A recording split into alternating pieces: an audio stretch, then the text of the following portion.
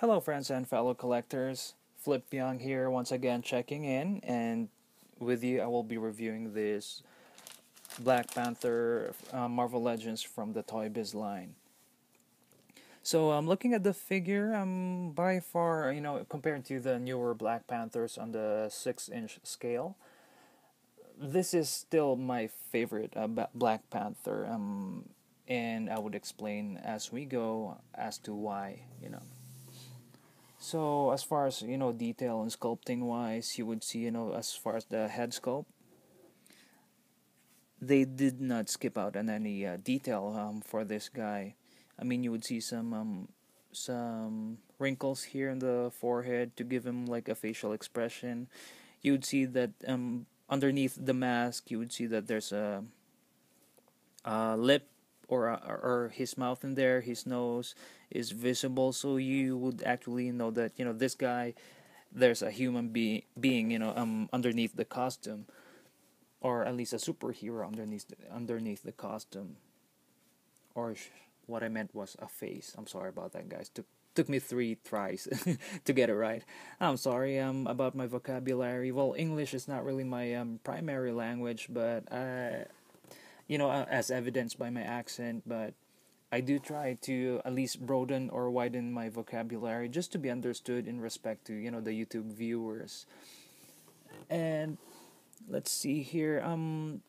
If you look at the sculpting throughout the body, they are consistent. With the entire suit of a Black Panther, it is textured. It has this leathery feel on them, and surprisingly, from way back then, even at the ball joint here towards the hip area, they're still consistent with the sculpting. They did not miss out or skip out on any of those sculpting. And the best thing about that also is, even with the detail here, it's not it did not sacrifice the articulation, and the figure could still move freely, without any detail hindering the movement. So this is a brilliantly made figure. So as far as the accessories, I purchased this guy outside the box already, so I'm not sure if this is everything that he came with. So he comes with the cape, and the cape once again has this leathery texture and consistent all the way, to the entire coverage of the cape. And at the front, you would see a gold emblem here. With that, you could actually unbutton that thing to remove. Give me one moment here, guys. And of course, the cape itself is actually removable, but it does take some time, some one moment here to take it off. And there we go. Here he is without the cape, so it's nice that they gave us that option, to have him with or without the cape. Mm, as far as articulation, the figure does look up this much. Well, he looks more like looking straight forward, but that's as high as he could go. If you really want the figure to look up, I would stretch the abdomen area here. It doesn't really look awkward. It still looks anatomically correct for him looking up that way.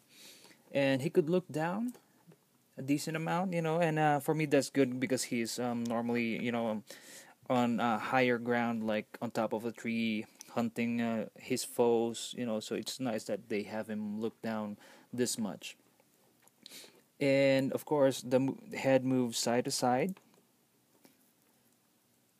And on the chest area, before we even move to the shoulders, it does come with a butterfly joint. It does move a little bit. It has a small range of movement, but it's still it's still nice that it's there. It helps a little when you try to pose him on your shelves. The shoulder move out this much. Well, I believe you could still move him up even more, but once again, I don't want to challenge the articulation of my figure. I'm trying to prevent a breakage here. And the bicep comes with a swivel. He comes once again with a double jointed elbow, which bends 90 degree here. I think you could still do some more Let's see here. Oh, I think that's it. It's more than 90 degrees. And of course, on the forearm, he does have another swivel. You would see he has some forearm armoring here or plating here on his forearm, which is good for additional detail. On the wrist, it does have this forward and backward tilting motion, or like a hinge joint in there. And except for the thumb, each finger is individually articulated and independent from each other. So that's pretty neat, for a figure of its time. And you would see some gold claws in here for him to scratch because he's a panther, a bigger family of cat. He has this golden belt here, which is, I mean, I like the way that they put in some gold in this figure, and this cape with gold accents here because well, technically he's like a sort of a king in Wakanda, his land of origin. So a symbol of royalty, some gold accents throughout his costume. For me it makes sense. And going back to articulation, he has an ab crunch. Look down this much. Not one of the best ab crunches out there, but still pretty decent. He looks up that much. And once again, let's see. He has this waist twisting motion, and it's a good thing that on the belt they put in some rubbery material here to make it bendable. When you move him around, it doesn't really the belt is not really prone to breakage. On the leg, it does kick forward like this much.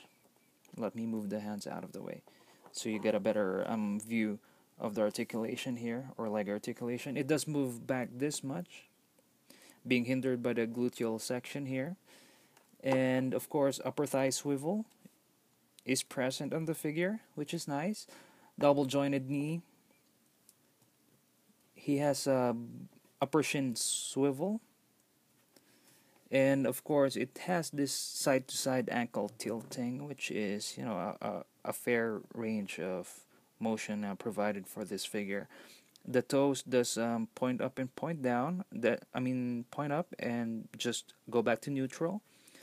And on the ankle, you could have the toe pointed up and pointed down like this much. If you look from the side, for me, he looks like he has, a huge foot. But that is because of these claws at the front of the boot that they put in. I think for additional grip, since he is climbing trees and buildings, so it does help him make the climb just like what a regular cat would do or would have to help them climb stuff. And 360 degree of this guy. So once again, the musculature in this guy, the sculpting, the body symmetry. It's nice that they sculpted him this way. For me, looking at the figure, he looks pretty agile, which is actually in relation to his character on the comics, and of course some of the animated video series. So size comparison here. Let's put in some background music, to assist in the size comparison. So let me play some song for you here.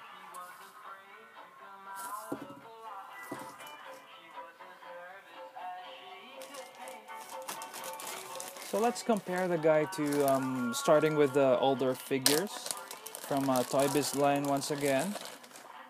One of the Sinister Six, Green Goblin. Let's lean them against the wall, so we get like a perfect idea of the size difference there. And here he is compared to Mystique, always known for Magneto's most trusted ally. And let's see, for a newer figure, let's see if I have a newer figure within my reach here. Let's do the Bill figure Odin once again.